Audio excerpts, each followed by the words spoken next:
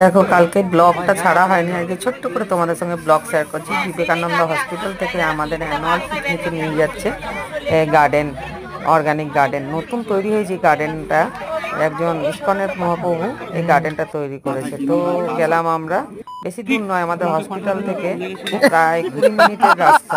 ঠিক আছে, 20 মিনিট লাগলো টাইম যেতে, বাস দিয়েছিল হসপিটাল থেকে।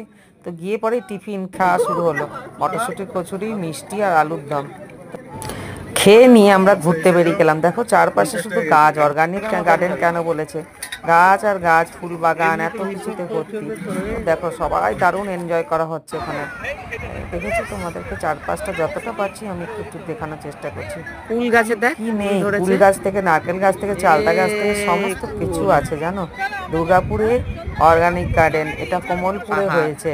তো তোমরা যে ঘোরোনি এখনো পর্যন্ত, অবশ্যই ঘুরে ঘুরে দেখে নিতে পারো। দুর্দান্ত দেখো।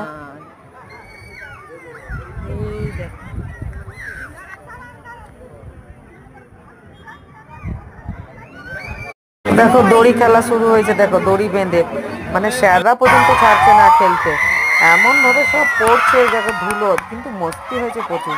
এই করতে আবার দেখো খাবারের টাইম হয়ে গেল, তো আমরা খেতে বসে গেলাম আর ওরা নাচ করতে শুরু করে দিল। দেখো আমরা টেবিলে বসে গেছি লাঞ্চ করতে, আর এদিকে হচ্ছে ড্যান্স করছে সব, গান চালিয়ে। ছোট্ট মিনি ব্লগ তোমাদের পিকনিকটা শেয়ার করলাম। ভালো লাগলে লাইক, শেয়ার, কমেন্টস অবশ্যই দেবে, আর আমার সাথে থাকবে।